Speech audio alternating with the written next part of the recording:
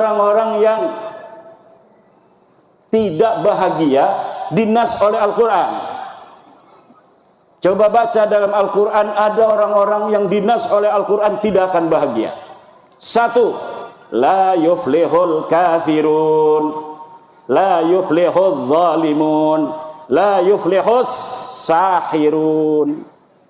Tidak akan bahagia orang-orang yang kafir, tidak akan bahagia orang-orang yang zalim, tidak akan bahagia orang-orang tukang sihir, tukang merubah sejarah. Sihir itu, sahir itu tukang merubah sejarah, menina bobokan pikiran orang untuk tidak sesuai dengan yang sebenarnya, merubah-rubah sejarah Indonesia yang merdeka oleh Insinyur Soekarno, oleh Mbah Hasyim Asy'ari, Mbah Wahab Hasbullah, Bisri Sansuri, ulama-ulama Nusantara, pejuang-pejuang Nusantara, sekarang dirubah katanya hari penetapan 17 Agustus 45 oleh Habib. Ini perubahan. Tidak ada dalam sejarah masa lalu. Tidak ada di dalam kemerdekaan kita, di dalam merebut kemerdekaan dari penjajah Jepang, dari penjajah Belanda. Cerita orang-orang Habib-Habib berjuang untuk NKRI teu aya ora ono. Tapi hari ini sejarahnya ditulis seperti itu. Apakah orang-orang Sendang Agung akan membiarkan sejarah leluhurnya di masa lalu dirubah oleh orang-orang zalim, oleh tukang-tukang sihir, menyihir dengan merubah sejarah? Itu lebih kuat daripada melet perempuan. Mana? PW ini ajian peletnya udah dikasih, jangan macam-macam. Melet perempuan itu paling manfaatnya untuk dirinya dan mafsadatnya untuk perempuan yang dipelet itu. Tapi kalau merubah sejarah, memelet sejarah, mensihir sejarah, 7 turunan bahkan sampai kiamat kita akan dijajah oleh yang merubah sejarah kita. Ketika mereka di zaman-zaman membutuhkan tenaga, membutuhkan darah, membutuhkan perjuangan, membutuhkan pasukan, di mana mereka tidak ada yang mengirimkan pasukan. 10 November 1945 yang datang ke Surabaya untuk menyerahkan nyawa adalah orang-orang Madura, orang Surabaya, orang Trenggalek, orang Kebumen, orang Pasuruan dan sekitarnya, orang Gresik, orang Jember. Tidak ada dari orang-orang selain nama-nama Jawa dan nama-nama Islam yang asli dari Jawa yang ikut bertempur. Tapi setelah itu hari ini mereka membuat sejarah bahwa katanya leluhur mereka yang menentukan tanggal 17 Agustus sebagai hari proklamasi. Mereka menulis sejarah bahwa sesungguhnya mereka adalah orang-orang yang di balik layar kemerdekaan Indonesia. Pejuang itu di depan layar, bukan di balik layar. Di balik layar itu kedustaan dan kebohongan. Tidak ada pejuang di balik layar. Pejuang itu harus di depan layar. Seperti Kiai Zainun membuka pondok ini dengan kakaknya Kiai Patah Hasan yang luar biasa, doanya sampai menembus langit tadi, mendoakan kita semua yang hadir. Itu ibu-ibu lagi didoain oleh Kiai Patah Hasan. Semoga ibu-ibu banyak duitnya itu. Ibunya diem aja makan snack. Padahal lagi didoain kaya raya. Didoain semoga anaknya jadi kiai, jadi camat, jadi bupati, jadi gubernur, jadi presiden, jadi ketua PBB sekalian. Kenapa? Karena kemuliaan kita sebagai manusia ditentukan oleh Allah, bukan berdasarkan siapa keturunan kita. Dan ini yang sedang dibodohi, sedang disihir oleh mereka, bahwa kemuliaan itu hanya berdasarkan keturunan. Orang yang berketurunan mulia, merekalah yang akan mulia. Orang yang sudah keturunan budak tetap selamanya akan jadi budak sampai hari kiamat. Nah, iya lain ajaran Islam, iki dudu ajarane Islam. Ini ngomong Jawa Sunda karena ada orang Sunda juga tadi. Assalamualaikum, saya dari Pandeglang katanya. Biarin dia doang tuh yang ngerti bahasa Sunda. Juga ada kiai teman saya dari Petir ini rupanya. Masya Allah. Sehat kiai. Ini khas merah putihnya ini tuh ada di belakang tuh. Ibu-ibu, bapak-bapak, hadirin ma'asyiral muslimin rahimakumullah. Yang tidak akan bahagia lagi, Kiai Jainun, jangan takut-takut. Kiai Jainun. Ini kalau di lab sampai ke pelosok katanya ini. Tenang aja, Kiai Pelosok juga sama dengan Kiai Jainun. Terpercaya Habib eta turunan Nabi. Teu ngomong doang teu. Sama semuanya. Kiai-kiai kita itu orang yang punya ma'rifat billah. Punya ma'rifat billah. Cuma mereka punya kebijaksanaan kayak Pak Camat. Pak Camat, Pak Bupati, itu mereka jadi bapak bukan hanya untuk kiai. Pak Camat itu anaknya ada yang jawara, ada yang pendekar, ada yang pemabok, ada yang kiai, ada yang santri. Semuanya anaknya Pak Camat, harus dilindungi semua. Makanya dalam setiap desa kadang-kadang Pak Lurah bikin taman bermain. Kiai mah nggak bakal bermain-main, itu hidupnya hanya untuk zikir pada Allah. Tapi kenapa Bapak Kepala Desa itu bikin taman bermain? Untuk orang-orang yang nggak bisa zikir. Dia bisa tenang kalau ada di taman. Sedangkan manusia itu perlu ketenangan. Kalau kiai nggak keluar rumah dia 2 bulan juga dia biasa-biasa aja. Kenapa? Punya kedekatan dengan Allah yang dia tidak membutuhkan hiburan apapun. Tapi manusia tidak sama. Ada yang kadang-kadang dengan Al-Quran saja dia udah cukup merasa tenteram. Ada yang tidak perlu baca Al-Quran, dia hanya zikir kepada Allah. Ada juga yang butuh selawat baru dia bisa nangis. Kalau baca sallallahu ala Muhammad, baru dia bisa nangis. Kalau yang baca selawat Kiai Fatah Hasan, Allahumma sholli ala sayyidina, dia enggak nangis. Padahal bagi orang yang sudah mencintai Rasulullah, tidak penting suara enak ataukah tidak, ketika disebut nama Muhammad, maka dia langsung ada setrum jepret kepada baginda Nabi besar Muhammad sallallahu ala Muhammad. Ada orang yang butuh musik juga. Dia kalau mendengarin musik-musik yang apa namanya itu semangat, dia jadi semangat. Kalau dia tidak mendengarkan musik semangat, dia mewek, dia memble. Itu ada yang begitu. Jadi manusia itu diciptakan oleh Allah bermacam-macam warna.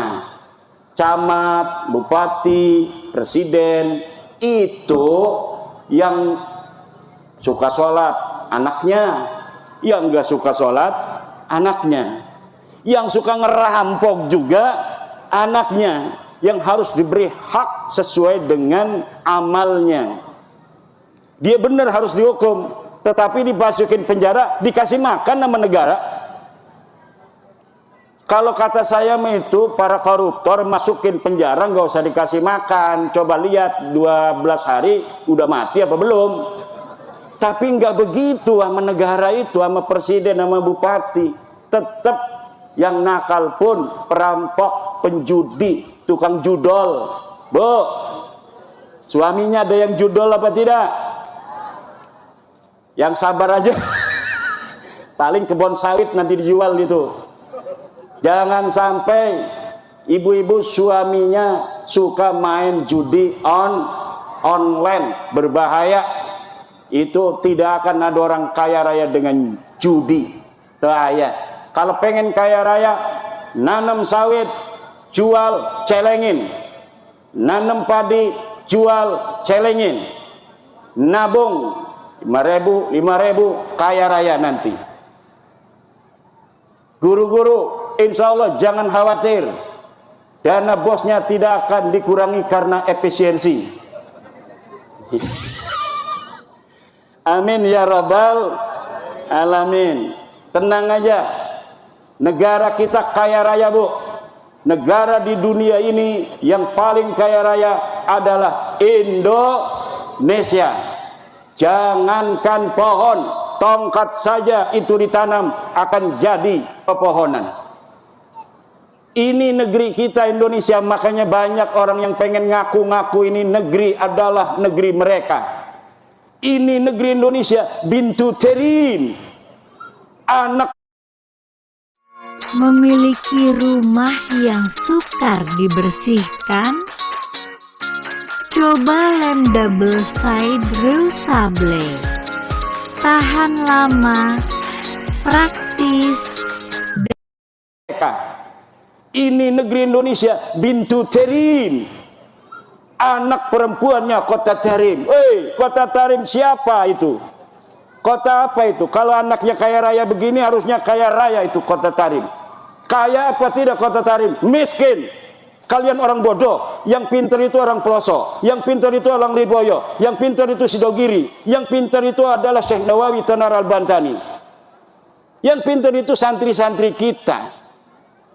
Mereka hanya punya sahirun, menyihir bahwa kami lebih mulia dari kalian, kami lebih hebat dari kalian. Ilmunya nggak ada. Tapi anehnya masih banyak kita yang bodoh spiritualnya, bodoh emosionalnya. Hanya dengan kata-kata narasi dan diksi begitu kita percaya. Katanya mereka turun Nabi, turunan dari mana? Nabi itu orang Arab, wajah kalian bukan Arab itu. Ngaca dong, kalian Arab apa bukan? Tes DNA-nya aja bukan orang Arab, orang India, orang Kaukasus. Ini apa ini artinya? Artinya mereka bukan turunan Nabi, wajahnya bukan wajah Arab, wajah India. Tes DNA-nya haplogrup G, orang mana itu? Orang Kaukasus, jalur lakinya. Jangankan turunan Nabi Muhammad, turunan Nabi Ibrahim aja kagak. Kalau orang Indonesia ini kemungkinan besar adalah keturunan dari baginda Nabi besar Ibrahim alaihis salam. Ini berapa? Kenapa ngentul-ngentul begini? Setuju? Bapak-bapak setuju nggak saya ngomong begini? Ini yang pakai merah putih setuju nggak Kiai?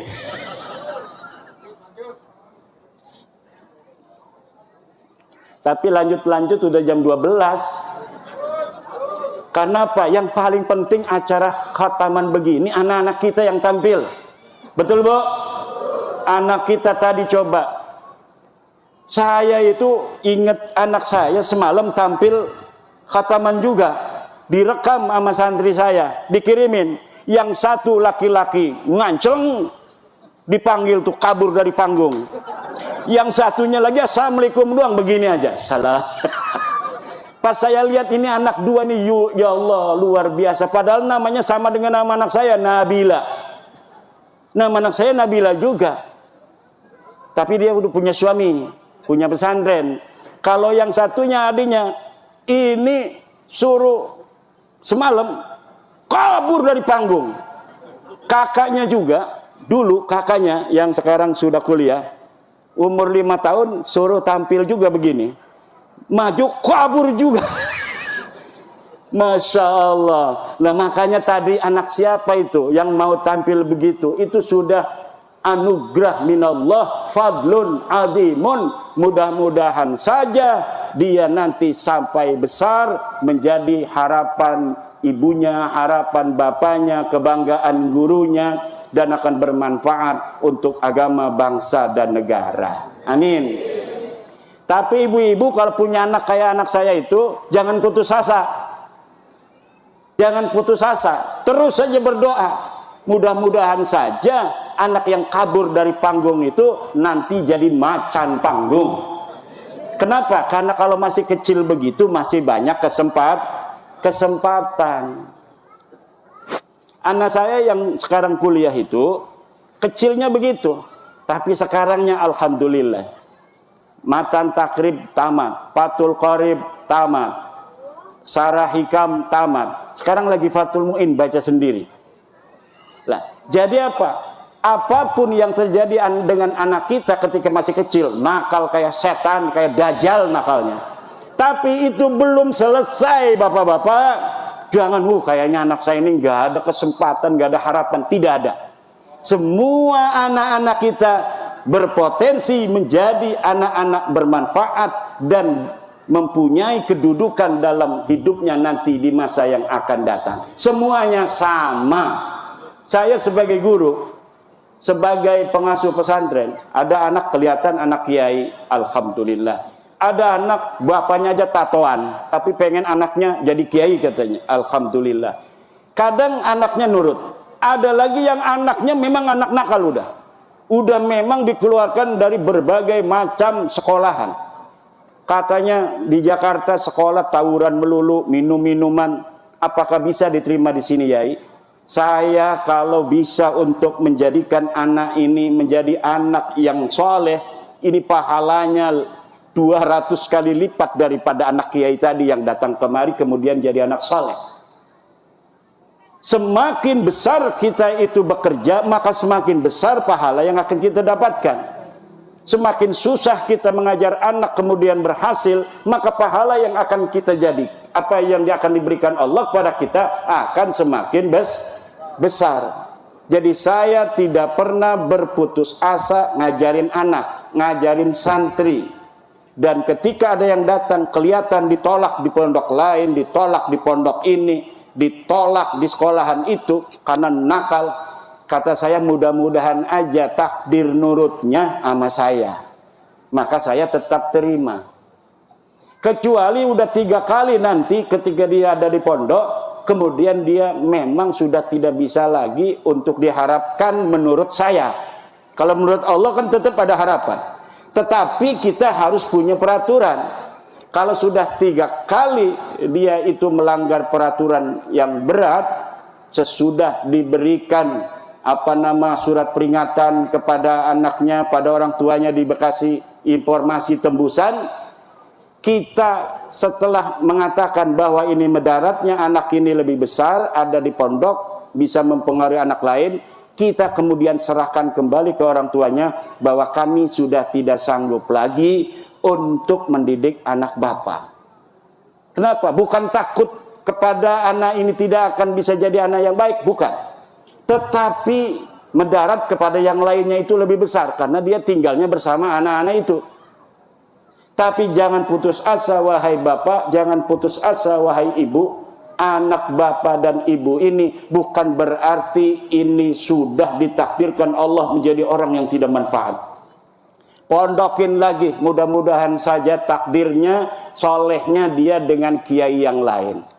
Begitu ibu-ibu. Jangan pernah ibu-ibu merasa ketika punya anak yang nakal kemudian itu akhir dari segalanya. Tidak ada kata terakhir sebelum kita ini dipanggil oleh Allah Subhanahu wa taala. Potensi kebaikan semua manusia itu sama. Ini kita yang sekarang jadi santri, jadi kiai, ini belum aman, Pak. Harus hati-hati. Harus aman dan iman. Kenapa? Ada orang yang dari kecil dia berlaku sebagai orang soleh, ketika mau mati bisa saja seperti Bir Shishoh kemudian dia kafir. Ada orang